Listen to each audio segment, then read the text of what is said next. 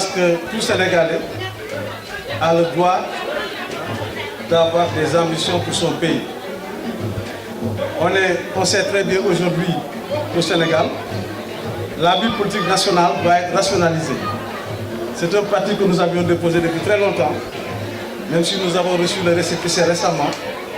Mais nous sommes conscients que les partis à eux seuls ne peuvent rien faire. Nous sommes aussi conscients qu'il faut une rationalisation pour que sorte de cet émiettement politique de grands blocs sous forme de coalition qui pourront peut-être demain déterminer le jeu politique sénégalais. Mais moi, j'avais l'ambition depuis très longtemps de créer un parti politique. Je crois que tout individu citoyen sénégalais a le droit de se dire je vais créer un parti politique. Ce n'est pas parce qu'il y a des partis politiques qu'un citoyen, qui qu'il soit, ne peut pas en créer un autre. C'est un droit qui est donc reconnu par la Constitution. Et sous ce rapport-là, on a créé un parti. Mais nous sommes prêts à rester dans un partenariat utile. Parce que nous ne sommes plus partants pour des partenariats farfelus, vraiment qui ne nous apportent pas grand-chose. Sous ce rapport-là, je crois que le PRAC est prêt à discuter et à aller de l'avant avec ceux qui veulent travailler avec nous et ceux qui veulent nous soutenir dans notre logique. Vous savez que le jeu politique sénégalais aujourd'hui est un jeu d'alliance. Aucun parti ne peut avoir la prétention d'aller seul. Même les grands partis ne peuvent pas le faire. A fortiori, nous qui venons de naître. C'est vrai que nous sommes déjà dans une coalition. Mais il y a des réglages à faire par rapport à tout cela. Mais ça, c'est la relève d'un autre domaine qui est interne. Mais je veux dire simplement que nous voulons, du moment que nous avons une formation politique, du moment que nous voulons faire notre massification, nous voulons travailler à opérer vraiment des efforts pour organiser un lancement au niveau, une journée nationale, une tournée nationale, excusez-moi. Après la tournée nationale, on va évaluer. Parce que M. Samb a beau être le président du PRAC, mais il y a des gens qui sont derrière moi, qui sont des professeurs d'université, qui sont des cadres de haut niveau, qui ont aussi le mot à dire par rapport en tout cas aux perspectives qui se dégagent devant nous. Le président Macky Sall en lui-même n'a pas de problème. Mais je sais qu'il y a quand même quelques rectificatifs à faire dans ses relations avec ses alliés, en particulier ses premiers alliés. Parce qu'en matière politique, comme je l'ai dit tout à l'heure, il faut renforcer les acquis et chercher autre chose. Mais si c'est l'inverse qu'on fait, ça crée des problèmes. De ce point de vue-là, je crois que le président en est conscient et que nous voulons, comme je l'ai dit tout à l'heure, un partenariat vraiment différent. Un partenariat qui opère une rupture épistémologique dans le sens d'une prise en charge, en tout cas, des alliés dans une optique de valorisation, parce que le 2012 est une coalition qui renferme beaucoup de cadres. Et je pense que le président ne peut pas, disons, valoriser tout le monde, ça je le sais. Parce que quand on fait de la politique, il faut qu'il y ait un minimum de conviction, un minimum d'intérêt national. Si ça ne doit pas être même les 80%. Mais si on fait de la politique pour soi-même, ce n'est plus intéressant. Donc nous faisons de la politique pour le pays, mais nous voulons aussi être dans le jeu. On ne peut pas être à la touche. Voilà, c'est ce que je veux dire. C'est des choses que nous allons en tout cas régler à l'interne.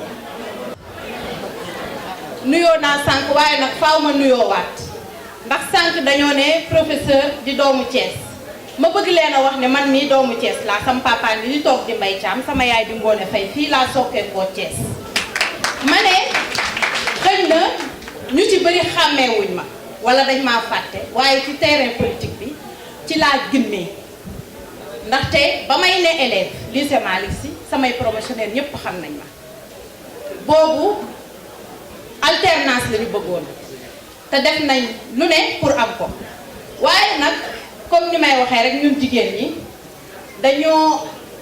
dafa am lu ne ci ñun jigéen ñi mooy lan pour ñu mën a làng ak góor ñi politique dafa am nu muy demee loolu nag moo waroon suñu làkkatu jéem a wut ñoom li ñu am ndax mën a seet ak ñoom nag arène bi nag muy politique parce que bëggatuma sax góor bu naan jigéen ñi dañ leen war a teg fii parce que jànguñu dàqu ñu ñoo jàng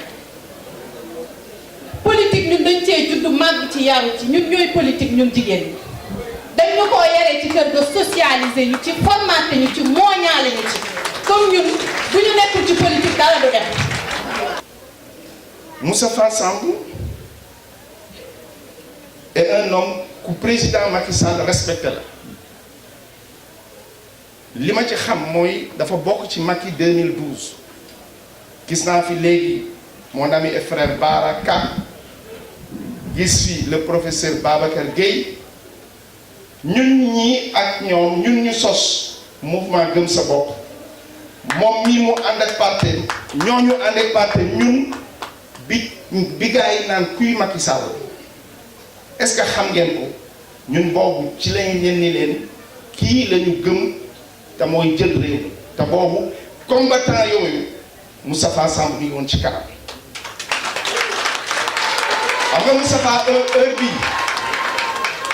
Moustapha heure bii dafa waroon a dañ ko waroon a fekk ñu naan jox nañ ko ministère bi mu naan bugguma bii bee laay jël parce que am na xam-xam bi dañ ko xam mais aussi am na légitimité politique bi légitimité politique xam nga nit da ngay nekk yàpp wala nga nekk jën bu la neexee nag ngay nekk yàpp parfois nga nekk jën mais nekk ci benn da ngay noppal sa bopp noppal ki lay togg c'est que moom depuis qu'il a dit que il est avec le président ay moment yu doy waar traversé nañ ko il a tenu à être toujours là donc bu ma jëlee sur le plan ñun social bu ñu demee ba nekk ay cadre jàngi ñëw génn ñu koñ bi jour bi ñu taxawee je pense que war na ko fekkee devant le président Macky Sall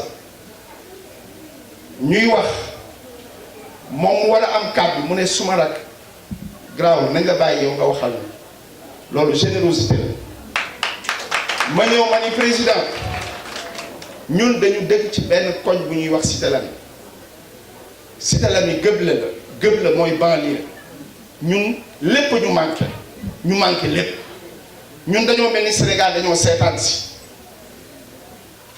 Moustapha teg ci ni ma ne ko nañu dimbali ci ay tali nañu dimbali ci infrastructure nañu dimbali ci li nga xamante ni dëkk yi ñu koy am dañ ko war a am kon bu ñu porté message boobu ci kattanu yàlla ak mbaaxam président Macky Sall ni bind leen mënuma ko def fi léegi élection yi dinaa ko def donc tali boobu dugg Cité Lamy tey nga xamante ni mooy premier tali dans l'histoire de Cité Lamy buñ ko amee nañ ko gërëmaale moom ñuy toog